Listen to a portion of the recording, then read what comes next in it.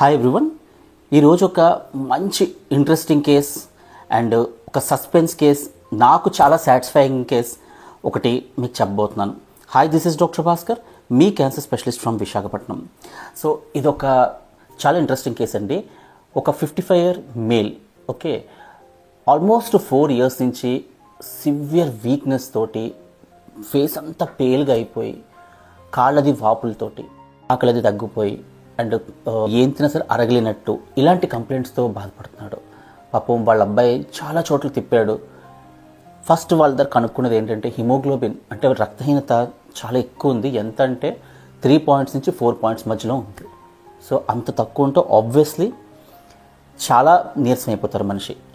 కానీ ఎక్కడ అతనికి ఆన్సర్ దొరకలేదు. అంటే బ్లడ్ ఎక్కిస్తున్నారు కానీ మళ్ళీ స్టిల్ 3 అయిపోతుంది. సో దీనికి ఖచ్చితంగా మీరు చూస్తే మీకు ఈ రీజన్ కూడా ఒక కామన్ రీజన్ అనే విషయం మీకు అర్థమవుతుంది. అదే ఆ రీజన్ ఏంటంటే తెలుసుకోవాలంటే మీరు ఎండ్ వరకు చూడండి వీడియో, ఓకే.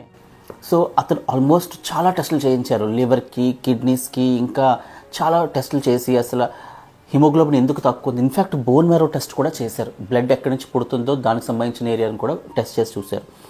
కానీ ఎక్కడ ఆన్సర్ దొరకలేదు. సో ఫైనల్గా నా దగ్గరకు వచ్చారు ఆయన. సో నేను ఆ కేసు చూసిన తర్వాత నాకు ఒక్కటే అర్థమైంది, ఖచ్చితంగా ఇది క్యాన్సర్ కాదు అని ఒక భరోసా ఇచ్చాను. ఇన్ని సంవత్సరాల్లో, బికాజ్ మేము క్యాన్సర్ స్పెషలిస్ట్గా ఇన్ని కేసులు చూసినాం కదా, మాకు ఒక అంచనా ఉంటుంది. సో అతను చూడగా నేను చెప్పిన ఫస్ట్ ఆన్సర్, మీరు భయపడొద్దు, ఇది ట్రీటబుల్ కండిషన్, ఇది క్యాన్సర్ కానే కాదు, నేను హామీ ఇస్తున్నానని చెప్పాను. సో ఫస్ట్ అతను హ్యాపీ అయ్యారు.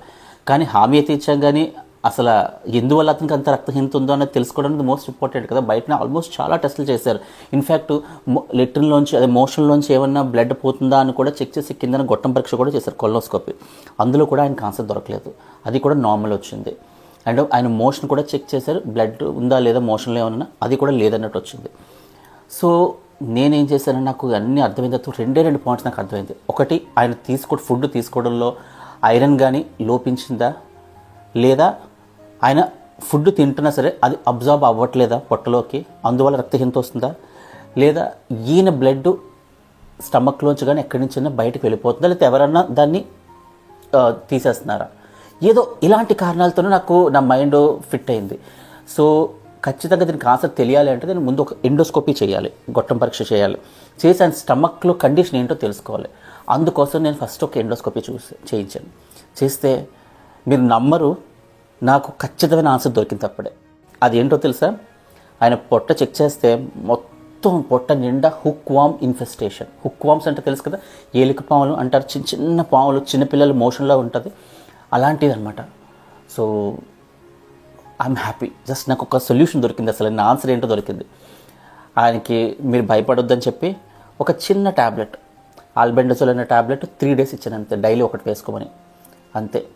నాకు లాస్ట్ మంత్ అంటే 1 month అయిపోయిన తర్వాత వచ్చి కనబడ్డాడు ఆయన. ఎప్పుడు 3 to 4 ఉండి అన్ని ఆల్మోస్ట్ 30 to 40 బ్లడ్ ట్రాన్స్ఫ్యూషన్స్ ఎక్కించుకుని ఇన్ని సంవత్సరాలు పడుతున్న ఈ బాధకి ఒక సింపుల్ ట్యాబ్లెట్ తోటి ఆయనకి ఆన్సర్ దొరికింది. హిమోగ్లోబిన్ చెక్ చేస్తే ఇప్పుడు 11.3 ఉంది. అసలు ఎంత సాటిస్ఫైయింగ్ అనిపించిందో అతని పేషెంట్ యొక్క వాళ్ళ సన్ కళల్లో ఆనందం.